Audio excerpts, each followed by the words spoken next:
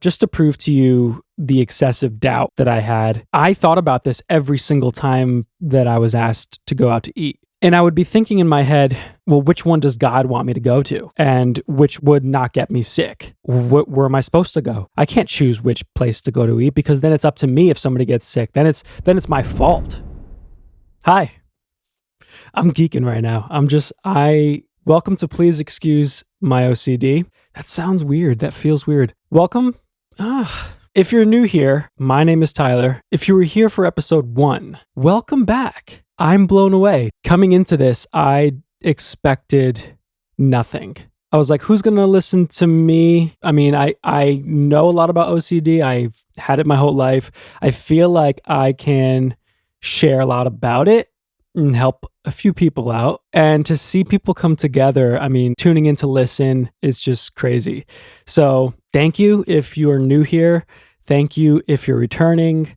I'm so happy to be here. This is not going to be just a regular podcast where I spit facts. This is going to be a real conversation about what it is that I can bring to the table with my experience with OCD and maybe how it can relate to you. This is a disclaimer. I am not a medical professional. I am simply someone who has had OCD for most of his life, if not all of it, and I'm here to share my experience with it as it relates to everyday life. If you are struggling, please seek advice from a trained professional. And without further ado, today, God, you know what? I just want to let you know, I feel like a total fuckboy today.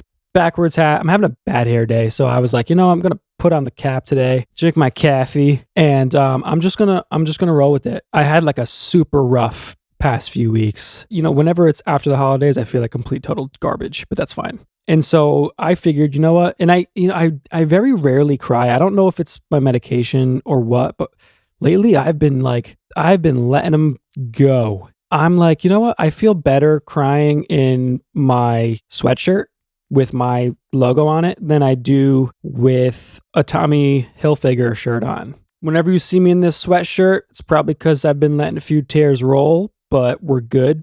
Totally fine. It's just a new year, and after the holidays, I'm kind of like processing some things and always reflecting on my life, and maybe I'll cry in front of you guys one day. I mean, that would be cool. To be honest with you, I've had like the next 6 episodes stacked up in a Word doc because I am on the fucking ball. But I went to go visit my brother earlier, and I was just thinking about my life on the way home because, I'm going through it, just like I'm sure many of you are right now. It made me start thinking about like my life as a whole and the choices that I've made and the choices that I make every day. And something that occurred to me was really how hard it is for me to make choices and decisions in my life, my everyday life, and how hard it's been for me since I was a kid. And I know that like most people can relate to making decisions. It's like which school you want to go to, or what sport you want to play this fall, or who do I want to date? What kind of person do I want in my life? Or even like what kind of Starbucks coffee am I going to get? A grande? Am I going to get like a tall?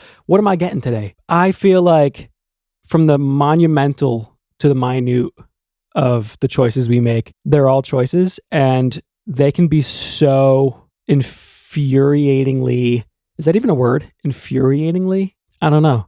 Choices can be so hard to make for someone with OCD. And I wanted to just talk a little bit about that decision making. It's so important, but nobody talks about it. Something that people with OCD have trouble with is their excessive doubt. We already don't trust ourselves. We already don't trust, well, why am I having that thought? Or, well, I've tried to get rid of that thought before and it didn't work. It doesn't matter what it is. So for example, when I was younger, I grew up Roman Catholic. Like I was raised Catholic. I do no longer adhere to any religion, and that's a story for another time. But growing up, I always felt like there was some dude in the sky watching me take a shit or watching me getting out of the shower. And so every little thing that I did, I'm thinking, this dude's watching me and he already knows what I'm going to do. So he's not going to put me down the wrong path. But also I've been fucked up a few times and I've gotten beat a few times here. So he loves me. My obsessions dealt with food poisoning and getting sick. And I remember Friday nights, my parents used to be like, so like, Tyler, where do you want to go to eat? I would be like, no, I'm good. I'm going to stay home. You guys get food. I don't want to get sick. And then the times that I would actually push myself to leave the house and go with my parents, I had extreme anxiety because I was like, okay, so now it's up to me to pick the restaurant that we go to. What if I pick a restaurant that gets me sick? Or like, what if I pick a restaurant that gets my dad sick or my mom sick? Like, I won't be able to live with myself. Like, oh my God. Being like 12 years old, having these kind of thoughts, it's like, what the fuck? There was one time that I just remember vividly trying to decide. I mean, first of all, hey, I was looking at Burger King, McDonald's, and Applebee's. Those are not the top 3 choices that I would go to if I was somebody who had a fear of getting sick, but I digress. And I would be thinking in my head, well, which one does God want me to go to? There's actually so much about religion and OCD that I'll go into depth with another time. But just to prove to you the excessive doubt that I had, I would literally be overthinking which one that I should be going to based on what God wanted me to do and which would not get me sick. I thought about this every single time that I was asked to go out to eat. Where am I supposed to go? Like I can't choose which place to go to eat because then it's up to me if somebody gets sick. Then it's my fault. And again, my obsessions revolved around getting sick, around food. My obsessions were so intense for me that I felt like the only way that I could control them was to not even expose myself to going out to eat. That created more doubt because I wasn't actually making choices.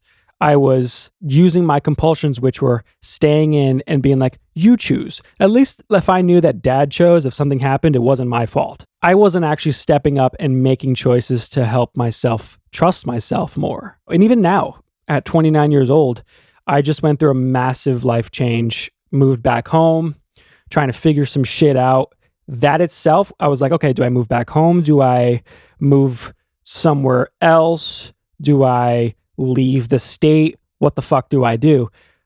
Now I have the knowledge to listen, you just got to make the choice and then figure it out as you go. And even then, knowing that and knowing the knowledge and knowing the coping mechanisms, it's still very hard for me to make a choice in general. I still have that black and white thinking and it's still hard. I mean, everybody has doubt, but to the point where you stop making a choice, to the point where you have to act out your compulsions to avoid the decision-making process and you're stuck. I'm sure many of you can relate to this, but I'm talking about in terms of OCD, it is just completely blown out of proportion based on the person's obsession. Another point in regards to making decisions with OCD, there is a fear of making the wrong decision. It's not just fear of making a decision, it's fear of making the wrong decision. Completely black or white thinking. If I do this, then this is going to happen and then I'm fucked the rest of my life. That kind of thinking.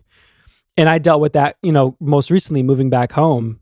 And I'm thinking to myself, well, if I move back home, what if I don't get back on my feet? Or what if I move out? What if I actually choose to go out on my own? Am I going to go broke for the rest of my life? Like there's no in between. You think there's a right choice and you think there's a wrong choice and that's it. Now I feel like my fears are based in the fear of not being good enough, the fear of failure.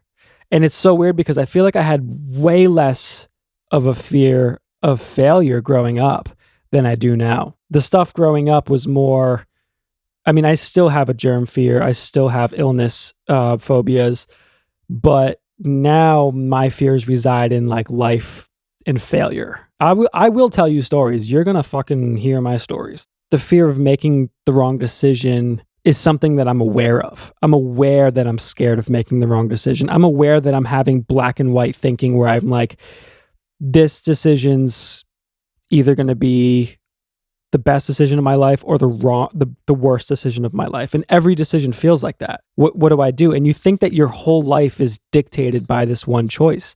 And it's just not the reality. I'm sure there's certain choices that you think about that you've made throughout your life that like stand out, like very rarely are you thinking of certain choices that you made like 10 years ago. Most likely there's probably a lot of choices that you're making right now that you're never going to think of again. Wow. This mic stand, by the way, my brother got it for me for Christmas. It's nice. Anyways, the need for perfectionism. I run my own business as a music producer and mix engineer. And I recently came across a quote. Excuse me for not remembering who said this, but the quote was, "Progress, not perfection." And yeah, it sounds great. And as a business person, it sounds wonderful. But as an OCD creative, no. Okay, so when I'm mixing music, I keep I have to make sure that, if I have like the bass at like negative 12.2 decibels, we're going to bring that down to negative 12.5 because I like everything at 0.5. I need my mixes to be absolute perfect in my eyes, whether that's visually, color coordinated, or audio wise, before I send them to my clients. I may not be able to send a mix to someone until I know that it's perfect, even if it's not like really done yet. But I know I'm like, if this was to get released today, then I would be okay with that. And I don't know if that's like a creative thing or if that's more like the OCD part of me. I definitely know like the numbers and colors and all that stuff is like an OCD tendency that I have when it comes to mixing music in my sessions.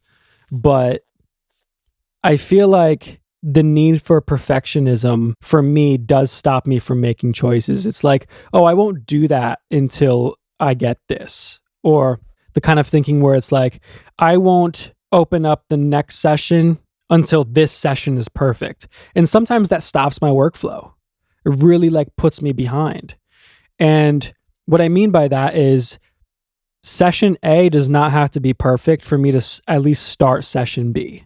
And I can multitask really well. I can, especially in music, like most of the time I will have 5 or 6 projects open at a time. And it takes so much for me to do that mentally, to be able to cognitively and with a lot of awareness say, okay, we're opening another project. You have the capacity to do it. It's okay if the other projects you're working on are not perfect yet, but we need to get things going. We need to keep the line moving here. For people with OCD, that's really hard to do. It's like, I sometimes can't leave the house unless I know my room is in perfect shape. When I was a kid, I don't know if this is an OCD thing, so if somebody knows this, let me know. But when I was a kid, I couldn't leave the house to go out to eat unless I had one of my favorite toys with me.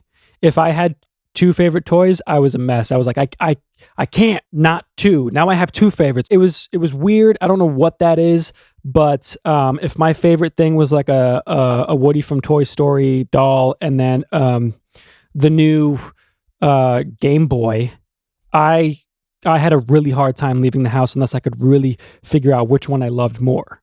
So I don't know if that is a part of it, but when I was younger, I remember that being a big issue for me. And now as an adult, I'm like, okay, my room is not the way that I want it to be. I can't do anything until the room is perfect, in my eyes at least.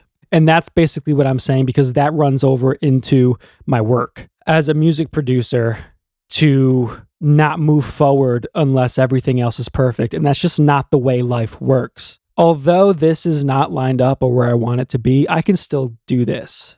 And that's basically what I'm trying to portray here for people with OCD, is even though it's not perfect, whatever it is, we can still move forward. Compulsive behavior. I talked a little bit about this with the decision making in terms of which restaurant I was asked to eat at when I was a child. The compulsive behavior that I would engage in would be to not leave the house, eat something safe that I knew was good here, or if I had no choice, let mom and dad pick where they wanted to go. That was my compulsion, to the obsession of don't want to get sick, can't make this choice. Also don't want to be responsible for other people getting sick. Can't make that choice. So that's what I mean by compulsive behavior, is you'll still act out your compulsions to avoid making the decision. This could look like, if you are afraid of failure like me, you may not start the project. You may not start the business. That could be looked at. If all of your thoughts are really right now surrounding failure, your compulsion might be to avoid, which makes you feel more comfortable, because if I don't open the project, there's no chance for me to fail. I talked a little bit about this earlier. Cognitive distortions, black or white thinking. We tend to think that everything is black or white. This is the right decision for me. This is the wrong decision. And you don't have to have OCD to think this way. You don't. You can literally be just the coolest person in the world who has no fear, no anxiety, nothing bothers them. You might still think this is the best for me or this is the worst for me. And sometimes it's just not the case. That thinking keeps you stuck in the OCD cycle of, oh no, fear, gotta act out my compulsion. Okay, we're safe. Oh no, fear, act out the compulsion. We're safe. Then you keep doing this cycle, no decisions are being made, and you're stuck. How do you get out of that? I really feel like it comes down to trusting yourself, right? What does trusting yourself look like? So for me, it's not necessarily making the choice and still fucking up, because you can still trust yourself with that same outcome. If you do the project that you've been avoiding and it sucks and people realize that you're a failure or that you suck or whatever it is, you now have to deal with that. And you will, because when you end up getting back up and you look back, you actually end up proving to yourself that, hey, we still fucked up. Things still went to shit, but we survived it. It's not black or white. It's not life or death. We survived the shitty moment. That's one way that you can look at trusting yourself is, hey, even if I fail, even if the worst that I think could happen does happen, I can still deal with it and still make it through. And also, sometimes you make choices and it does work out really well. Sometimes you make choices and the things that you are afraid of don't happen. Sometimes you make choices and the outcomes are way better than they've ever been. And that's another way to show trust in yourself, right? It's another way to be like, hey, you know what? Like, I made that choice even when I was unsure and I was really scared. But fuck, I'm so fucking happy I did. You know, that's the trusting in yourself that I'm talking about, where it's not just the failure and trusting yourself. It's also the, you never know how it could come out. You know how many times I was like, I really want to get Chick-fil-A, but does God want me to get Chick-fil-A? Dude, I fucking wanted Chick-fil-A and I got Chick-fil-A and I was fucking happy I got it. There was a time or two where I won't go into detail about that. Maybe I will. Maybe someday I will go into detail about it. I don't know. This podcast is a free-for-all for everybody. We can say whatever the hell we want here. Sometimes it turns out really well. And I know it's not so simple. And this is something I've been working on in therapy for years. I've been with the same therapist for 5 years. Ingrid, shout out. Love you so much. And making decisions and trusting myself through the OCD cycle. This is why I wanted to talk about it, because, you know, the new year comes and everybody's like, all these resolutions, everybody gets hard off of them. It's like, that's great. But then you jump in and then you start to not trust yourself because you're not holding yourself accountable. You're not actually going through the process of, well, what if I did make this choice? What if I did show up? What if I started small? That's another way to trust yourself, is stop making big choices right out of the gate. If this is the first time that you're going out to live with a partner and you're unsure of where you want to live or if this is the right person to live with, maybe you need to do it to trust yourself. But maybe that's not where we want to start. Decision-making practice, right? Setting yourself up for success. This goes down to the small. You want to start changing your life for the positive. We're not going to start the business right now. Let's go get the loan. Maybe it starts with setting your alarm a half hour earlier and trusting yourself to get up. For me, moving back home, that's how I had to start trusting myself again. I set my alarm earlier. I got back into the gym. You know, I wasn't like, I'm going to go to the gym 7 days a week, gym bros, yeah. Okay, let's start off, 3 to 4 times a week. Start off twice a week. And if you can start there and you can show yourself in these little moments that you can trust yourself, that you can show up, that's not only how you build good habits, but that's how you start building a better relationship with yourself, to trust yourself in the toughest of times when you're like, I can't trust myself to make the right decision. I can't trust myself to leave the house even though I just touched the stove like 20 times. Like, I've been there. Like, there was one morning in college where I was late for class. I think it was like, I ended up being a half hour late for class because I kept touching the stove. And I was like, is it on? Is it off? Is it off? And I knew it was off. It was there. Like, I was there. I touched them all plenty of times. If something happens, that was not me, because I saw everything. It was off. I trust myself. I trust myself. Even that is really hard to do, but this is why I say start with the small. Start with the small to start building confidence and trust in yourself, because that's how you can start trusting yourself for the bigger decisions. Setting time limits. I love alarms. That has actually helped me recently in most recent years. I don't have the ability to perfect every little thing anymore, and it eats me up alive. And I have other people relying on me. It's not just me anymore. I had no choice but to set alarms for different tasks, prioritizing my tasks, doing them in a timely manner, being able to look at myself and say, hey, I trust the work I'm doing. I know it's not perfect, but we can come back to this. As much as it's eating me up in my inside myself, as much as I just like am crawling out of my skin because it's not there, we need to move forward. The trust that I have in myself now is not even close to the trust that I had in myself when I was younger. I had no trust in myself when I was younger. I didn't trust my thoughts. I didn't trust myself. I didn't trust anything about who I was, even though like I was a good kid. I didn't do nothing. I was just so scared all the time. No, I don't give a fuck. Just kidding. Cognitive behavioral therapy can help you work through these different issues that OCD presents itself with. Exposure response prevention, when they're exposing you to the threat and you are changing how you respond to it by not acting out the compulsion. Trusting in yourself that it's going to be okay if I don't seek safety. That kind of thinking, that kind of behavior can help you trust in yourself more. So I hope this like clears a little bit up as far as like why decision making might be harder for somebody with OCD as it is just for the regular person. Even if you don't trust yourself fully, just getting back to a place where you know that if you make a decision, you'll be able to deal with it. At the end of last episode, I asked people to submit questions, and you can submit a question on my website, www.pleaseexcusemyocd.com/askmeaquestion, and I will be answering them here every week. I put the link in the show notes. I am going to answer a few questions. Here we go. First one comes from Zach. What's a coping mechanism that you felt helped you the most to suppress your OCD? I wouldn't call it suppressing my OCD because my OCD is just, it's always there. It's just how my brain is wired. It's how it works. It's how it always will work. Of course, besides medication, besides therapy, one of the biggest tools that I've been using is challenging my beliefs by asking myself questions to oppose the things that I'm afraid of. For example, if, where do I want to eat tonight? Here's my top 3 choices.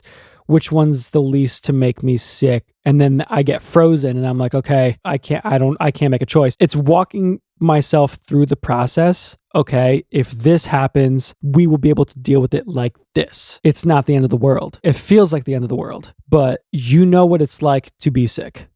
You know what it's like to get this. You know what it's like to fail.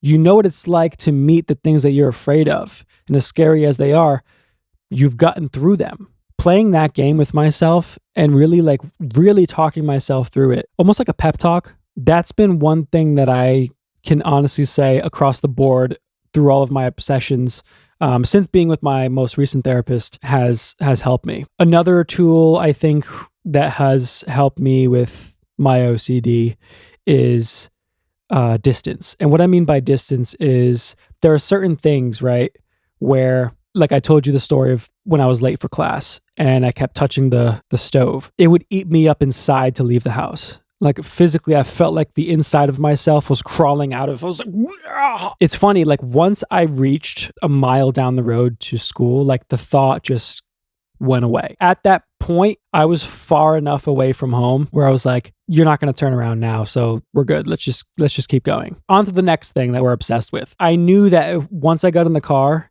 and I was able to get far enough away from like being home, I knew that I was able to deal with the fact that I could continue to go to where I needed to go. When it was really bad, there were certain times where I had to. I'd be like almost at school and go back home. But as I started to work through it and learn to trust myself more and to continue getting to school, even though I wanted to turn around, I built more of that trust in with myself, kind of like a safety net for myself. So creating that distance from, being home and touching the stoves to actually going to where I need to go, even though I feel like I want to crawl out of my skin. Okay, question number 2. This one comes from Erin. How has OCD played a role in your dating life? Erin, let me tell you, this is a topic that I'm going to be going into depth about quite a bit. Probably on 1, 2, 3, 4, 5, 6, 7, maybe 8 episodes, maybe 9. Maybe I'll always talk about my dating life with OCD because it's just so gosh darn fun.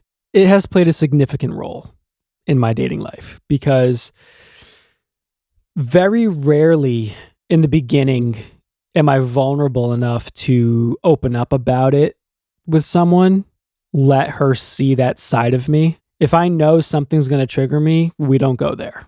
It's really hard to date with OCD if you're with someone who doesn't have the patience to deal with the different sides of OCD that come up, because there's also the seeking reassurance side of OCD that is extremely hard to deal with for anybody who loves somebody with OCD. Like, I know my mom, like, I used to, with my obsessions, I would constantly check in with her and be like, are you sure I wouldn't do this? Are you sure this wouldn't happen? She'd be like, yes, Tyler, yes. And my mom was a fucking saint for being able to endure that with strength, positivity, and also patience, because hearing the same question like 50 times, after a while, probably will get annoying. Doesn't matter what the question is.